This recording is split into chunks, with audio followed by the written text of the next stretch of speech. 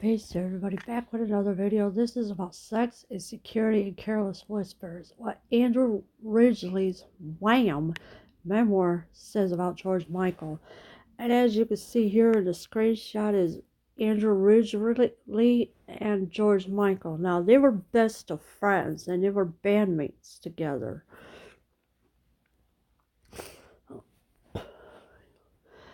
When George Michael died unexpectedly on Christmas 2016 at age 53, celebrities from all edges of the world publicly and immediately expressed their sorrows.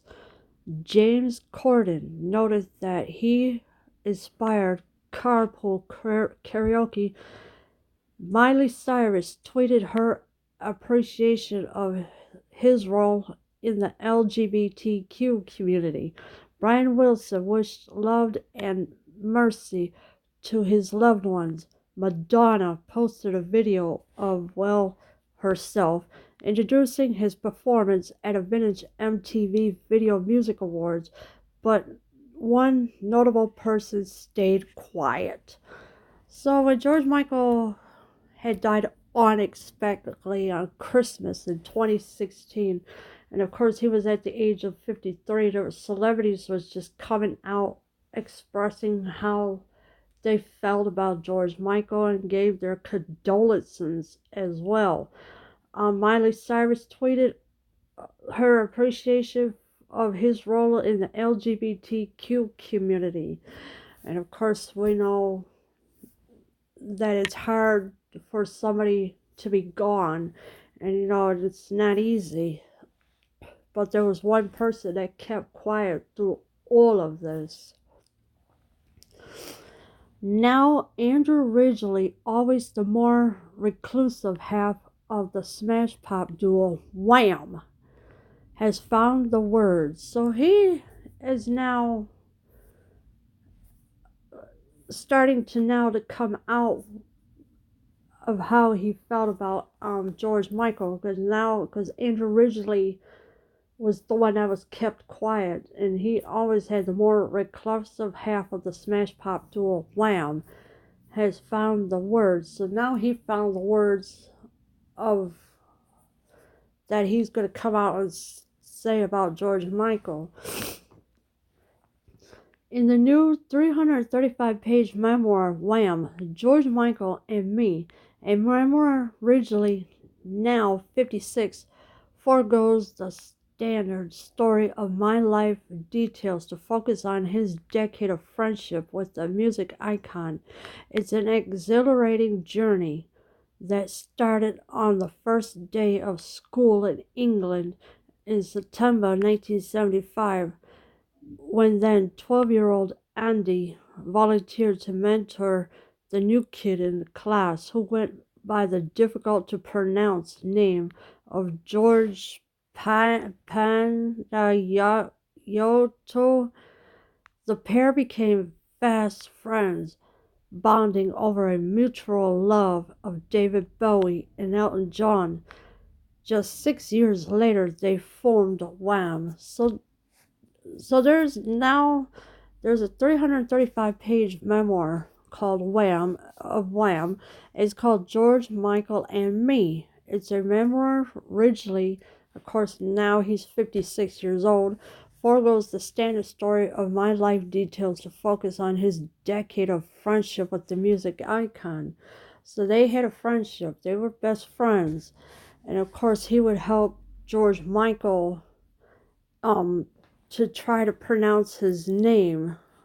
And of course, it was Georgios Panayoto. And of course, the pair became fast friends beyond over a mutual love of David Bowie, Elton John. Just 6 years later, they formed a group called Wham. So this is how they started to being best friends. The exclamation point is part of the group's name, but also befits the duo's success with their catchy hooks and sugar-coated melodies that embraced a youthful spirit. Wham! Became one of the most successful peaks of the 1980s, Michael and Ridgelet sold 30 million albums in just 4 years, spawning entirely catching hits such as Wake Me Up Before You Go Go, Everything She Wants, and Careless Whisper. Yeah, so the exclamation point was part of the group's name, and as you know that it will always part of the group's name. And it also with their catchy hooks and sugar-coated melodies, they embraced a youthful spirit. Uh, Michael originally sold 30 million albums in just 4 years. That's all it took was 4 years to sell 30 million albums. And it is a lot of spawning, entirely catching hits such as Wake Me Up Before You Go Go, Everything She Wants, and Careless Whisper. It quickly became clear, however, that the charismatic lead singer was not only the star of the show, but one of the biggest talents in the business. Michael achieved icon status originally, recognizing his creative limitations, briefly took up professional motor racing, and released a minor selling album of his own before exiting the business for good. They stayed in touch partly, but when he got the call from Michael's sister about his death, I put down the phone, he writes, and doubled over in grief, began to sob. So originally, when he found out from George Michael's sister, he started to grieve over the loss of George Michael because they were best friends. And of course, it quickly became clear now, however, that the charismatic lead singer was not only the star of the show, but one of the biggest talents in the business. Michael achieved icon status, originally recognizing his creative limitations, briefly took up professional motor racing and released a minor selling album of his own before exiting the business for good. What happened in between? Here are the 5 most fascinating revelations about Michael's life, courtesy of the man who proudly called himself his best friend. So George Michael had always been a best friend to Andrew Ridgelet, so there was no way they was gonna split up. They were just best friends. They talked to each other and everything else. Yog, as Ridgelet nicknamed him, was deeply insecure.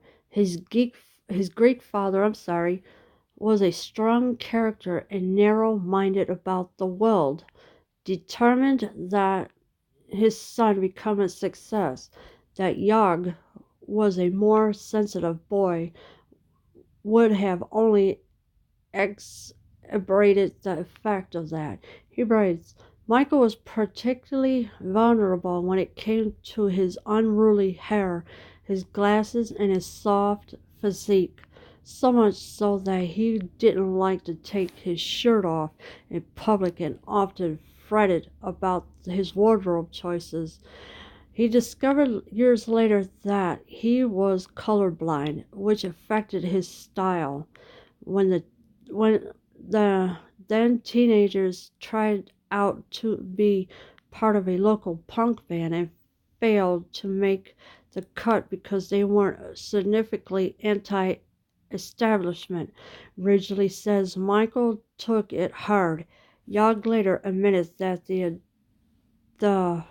rejection had been a huge knock to his fragile self-esteem, he writes.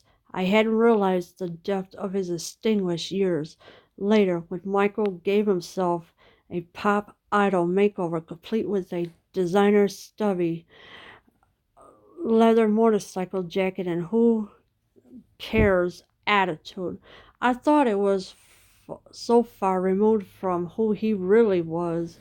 So George Michael was colorblind. He didn't see colors like we do. Of course, he was afraid to take his shirt off in public and everything because he didn't want people to make fun of him or anything.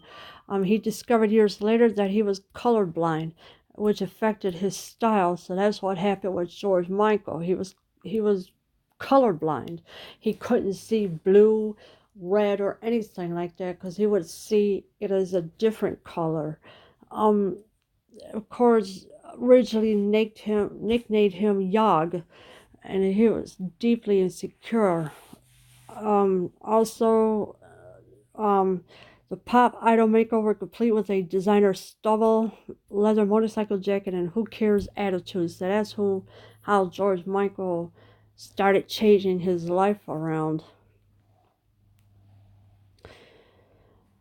Soon after, they decided to start their own pop group in the early 1980s. The two collaborated on a number 1 song that would become a radio staple for decades. Ridgelet composed the minor chord-based progressions. Michael supplied the lyrics that imbued emotion and regret. Yog decided to draw on his own recent teenage experience. Ridgelet recalls the tale he crafted of a cheating lover hemmed in by guilt was inspired by feeling prompted by two-timing his girlfriend Helen Ty a year previously. Turns out that while Michael was in a relationship with the tall brunette, he reconnected with a girl named Jane, who previously rejected him because of his looks, and the two started going out on the sly. The ballad served as his confession. So now, alright, they started their own pop group in the early 1980s. The two collaborated on a number 1 song that would become a radio staple for decades. Of course, it would have stayed there for decades. Michael supplied the lyrics and imbued emotion and regret. Yog decided to draw on his own recent teenage experience, so this is what Ridgeley recalls. Um, and of course, the tale he crafted of a cheating lover, hemmed in by guilt and was inspired by his feelings, prompted by two-timing his girlfriend Helen Ty. A year previously, turns out that while Michael was in a relationship with the tall brunette, he reconnected with a girl named Jane. So he was two-timing his girlfriend during that time, and of course Jane rejected him because of his looks, and the two started going out on the sly. The ballad served as his confession.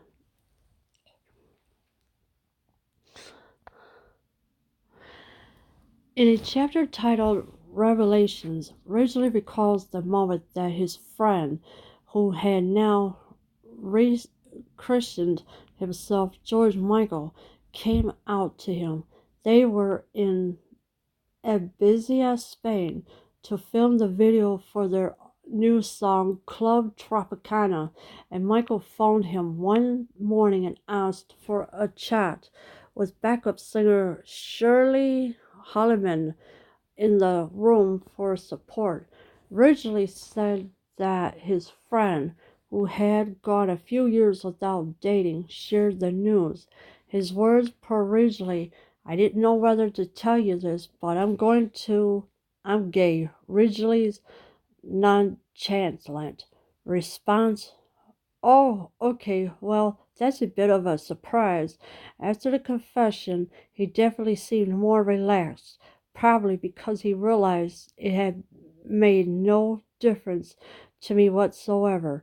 George seemed happy with the announcement, and the three of us went to breakfast as if nothing had happened, and in truth, it hadn't. So there was a chapter called Revelations. Originally recalls the moment that his friend, who had now rechristened himself to George Michael. So that's how George Michael got his name. Of course, George Michael and Andrew Ridgely, they were in Spain. Of course, they did the video for their new song called Club Tropicana. and Michael phoned him one morning and asked for a chat with backup singer Shirley Holloman in the room for support. And of course, Ridgelet said that his friend, who had gone a few years without dating, shared the news. And of course, Ridgelet came out and said that he was gay. And George Michael said, "Oh, okay, well, that's a bit of a surprise." So George Michael was kind of surprised about it. Nonetheless, he made a conscientious effort to conceal his sexuality in the press. The decision took an emotional toll. George was adamant his sexuality should be kept under wraps, which created a wholly unwelcome extra level of stress for him to manage. Ridgelet says, adding that he never met his friend's Memoirs, but he feared coming out at the time of the tour. Wham America would scupper any chances he might have of competing with artists like Madonna and Michael Jackson in the States. He says Michael also didn't want his sexuality to be an issue as he prepared for an inevitable solo career. Michael didn't come out until 1998 in the wake of his arrest, socializing sex in a public restroom.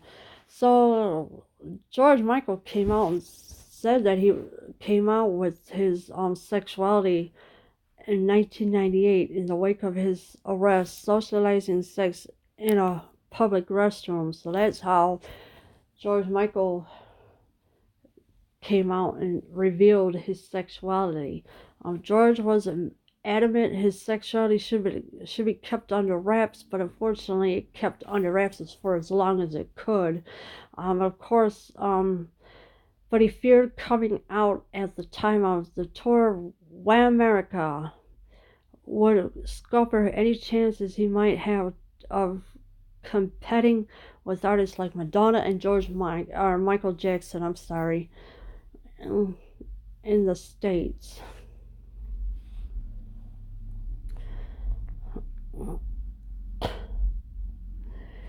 At the height of Wham's success, both Michael and Ridgelet were invited to be a part of Band Aid, the group of music all-stars that recorded the historic charity single "Do They Know It's Christmas" to benefit famine relief in Africa. They didn't have all that information at the time. Indeed, Ridgelet only received a deliberately cryptic fax requesting his appearance at SARM West Studios in England's Notting Hill on November 25, 1984, but dismissed it as being of little importance and never showed up. It was only when he conferred with Michael post-session that he realized the magnitude of the event. So individually and George Michael, they both were invited to be a part of Band Aid during that time. The group of music all-stars that recorded the historic charity single "Do They Know It's Christmas." The Ridgelet only received a deliberately cryptic fax requesting his appearance at SARM West Studio in England's Notting Hill on November 25th, 1984. So he only got a little part of it, but not much. But of course, it was dismissed it as being of little importance and never showed up. Still, Michael was passionately upset in the days after the gathering, which also included U2, Culture Club, Duran Duran, Phil Collins, and Bananarama. Paul Weller of the Jam had taken exception to George's description earlier in the year of the miners' union leader Arthur Scaligattis, a wanker, and told him so. Ridgelet writes, unknowingly, Weller had hit a raw nerve. He also notes that the competitive Michael later became miffed that the Band-Aid sing-along overtook Wham's Last Christmas as the most popular Christmas song in Britain that year. Chart success was an important affirmation of his self-worth, and getting to number one really mattered to him. He says, I knew he was smiling. So Michael was perfectly upset in the days after the gathering, and of course it included U2, Culture Club, Duran Duran, Phil Collins, and Bananarama. Paul Weller of the Jam had taken exception to George's description earlier in that year of the miners' union leader, Arthur Gillis, and he was a wanker and told him so. Ridgelet writes, and of course, the Wham's Last Christmas Band-Aid sing-along overtook Wham's Last Christmas as the most popular Christmas song in Britain that year. So during that year, it became the most popular Christmas song ever. And of course, chart success was an important affirmation of his self-worth and getting to number one. Wham closed out their Supernova-like run in 1986 with a farewell show at Wembley Stadium. Michael insisted on a single concert instead of a final tour, which to Wrigley's dismay. Closing out the performance, there was a sense that our relationship would never be the same again. No matter what happened, he writes, life was going to be very different for us both as we went our separate ways. Having spent the previous 10 years together as schoolboys and then bandmates, Ridgelet maintains he never felt envious of his friend's success. So for 10 years, George Michael and Andrew Ridgelet, they spent a lot of time together before they parted their own separate ways. Of course, closing out the performance, there was a sense that our relationship would never be the same again, no matter what happened. And this is what he wrote. Of course, having spent the previous 10 years together as schoolboys and then bandmates, Ridgelet maintains he never felt envious of his friend's success. So he was never really jealous of George Michael, because George Michael was doing everything with Wham and going solo by himself.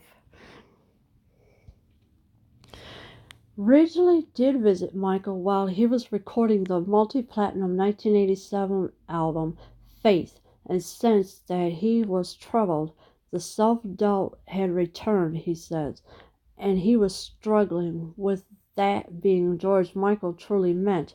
Ridgelet says he gave his old chum an honest assessment. If he were to stand any chance of finding happiness, he would have to fulfill his talent. He didn't have a choice. The only thing for him to do next was claim his place as the greatest singer-songwriter of his generation.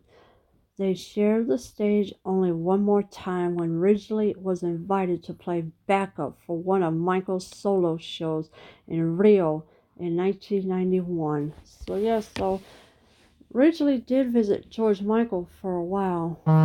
He was recording the multi-platinum 1987 album Faith. So George Michael was doing that album and sensed that he was troubled. So this is what Ridgelet is saying. The self-doubt had returned, he says, and he was struggling with that, being George Michael truly meant. And of course, Ridgelet says he gave his old chum an honest assessment if he were to stand any chance of finding happiness. And Fede Fazwaz is not exactly the type of person to be happy with after when he found out that George Michael had passed away, obviously. The only thing for him to do next was claim his place as the greatest singer-songwriter of his generation. So this is what Ridgelet is saying. They shared the stage one more time when Ridgelet was invited to play backup for one of Michael's solo shows in Rio in 1991. So they shared the stage for one last time before they decided not to see each other anymore. But even though they were still best friends, but still, they went their separate ways. Wham, George Michael and Me, and Memoir is now available. So if you like to read that, you can as well. But I don't know where it would be available at. So I just don't know who would have it and who wouldn't have it. So, I mean, it's sad that George Michael is gone, and of course, Andrew Ridgeley has told his stories about George Michael and for being his best friend and that. So, and of course, it's not an easy thing to do, but it happens. So, and of course, Ridgeley will miss George Michael. Leave your comments below. I am out.